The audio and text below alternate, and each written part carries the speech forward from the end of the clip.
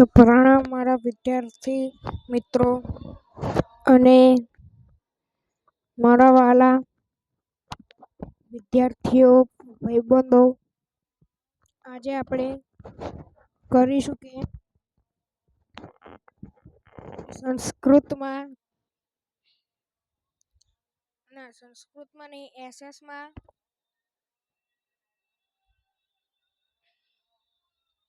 એસએસમાં પાઠ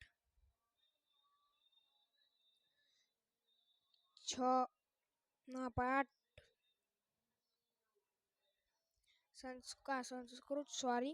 સંસ્કૃતમાં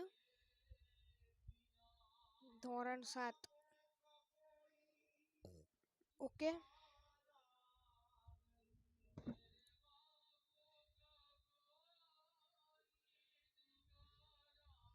તો ચલો જોઈ લઈએ.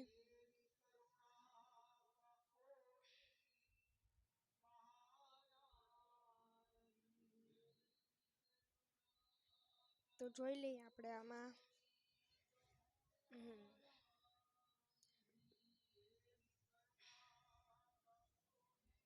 આપણે બીજો પાઠ જોઈ લઈએ.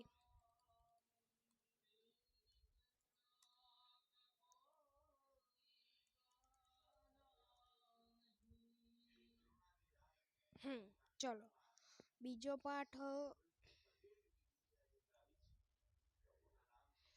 જોઈ લઈએ આપણે.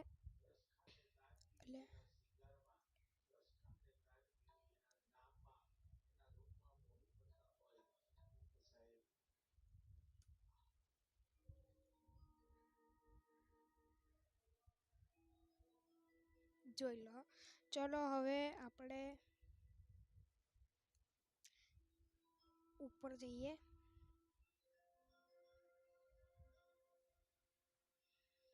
ચલો તો બીજા પાઠનું નામ છે મેઘો વર્ષથી પ્રવાહથી નીરવ તૃષક કૃષક ગચ્છતિ ગોષ્ઠામાં પહેલા શ્લોકનું ભાષાંતર મતલબ શ્લોક થયો. નયતિ ચ વૃષભમ હમ લિપિ વહતી કર્ષતિ ક્ષેત્ર વપતિ ચ બીજમ રોહિત સસ્યમ ફલાને પરાકાકમ ભવતી સમૃદ્ધિ મુકુલવૃદ્ધિ. મહાકાલેશ્વર ભટ્ટ. અહીંયા આપણે ટિપ્પણી એટલે શબ્દાર્થ લખી લો જલ્દી. ત્યાર પછી સ્વાધ્યાયમાં આ પહેલું તમારે વિશેષ લખવું એટલે લખી શકો છો. હવે પહેલા પ્રશ્નમાં આવે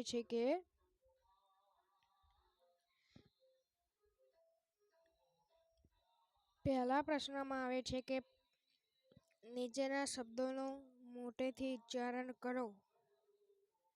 ઓકે, તો પ્રવૃત્તિ, પછી ગોષ્ઠમ, કર્ષતિ, પ્રકાકમ, સમૃદ્ધિ, મુકુલ વૃદ્ધિ. ઓકે, તો હવે નીચે જઈએ.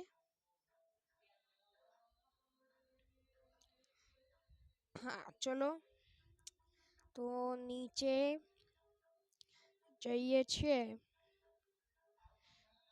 સંસ્કૃતમાં જવાબ તમારે આપવાનો છે. પછી એમાં કાવ્યમાંથી શોધીને તમારા સવાલ જવાબ લખવાના છે અને કાવ્ય પંક્તિ પૂર્ણ કરો. એટલે ઉપર જે કાવ્ય છે એમાં તમે પૂર્ણ કરવાનું રહેશે. કાવ્યનું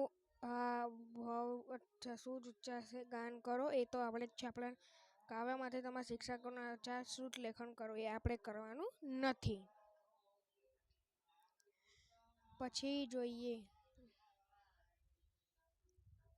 નીચે.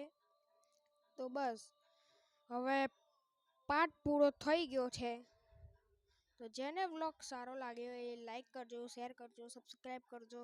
મળીશું બીજા વ્લોગમાં. Thank you so for watching. Bye bye.